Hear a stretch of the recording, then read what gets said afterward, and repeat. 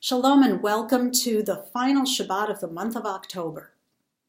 It's often said that a rabbi's job is to comfort the afflicted and to afflict the comfortable. And this is what God seems to do in this week's Torah reading, Vayera. The reading opens, Vayera Elav Adonai, and God appeared to Abraham as he was sitting at the entrance of his tent. And it continues that when Abraham looked up, he saw three men approaching and rushed out to greet them. Now, from the plain literal meaning, we might think that God appeared to Abraham in the form of these three men. But I think that if we look at this verse in connection with the last two verses of last week's reading, Lech Lecha, we learn something different. Abraham and Ishmael were circumcised on that day. And then continue.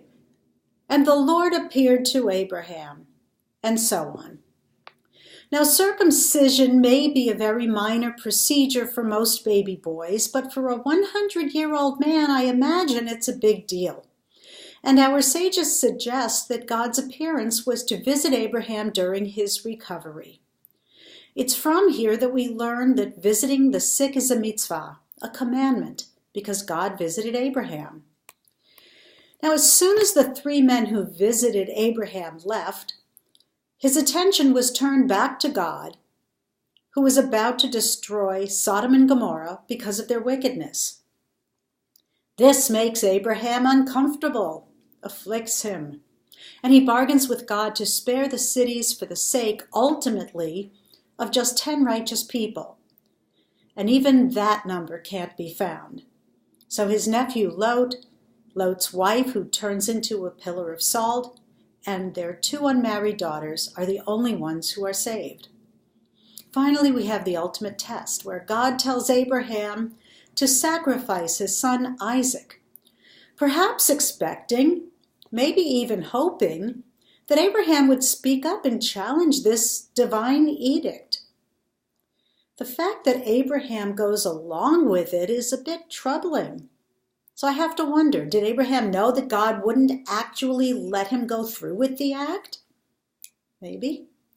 Maybe it was a test for Isaac to see how he would react and whether or not he'd follow in his father's footsteps, religiously speaking.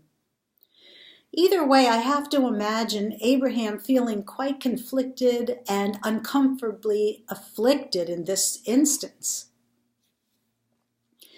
Most of us will do whatever we need to in order to protect our loved ones. But when strangers and people we're not so close to are involved, we might not be so quick to jump in. Perhaps one of the things we might take away from this difference of Abraham's behavior is that it's important to speak up. And that we have to speak up on behalf of those who may not be so close to us and perhaps those we may not understand or even like. I don't know what Abraham's relationship with Lot was.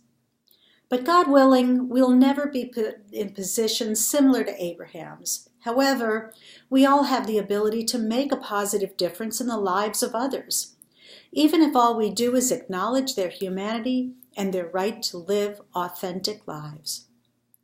Shabbat Shalom. I wish you a peaceful and restful Shabbat.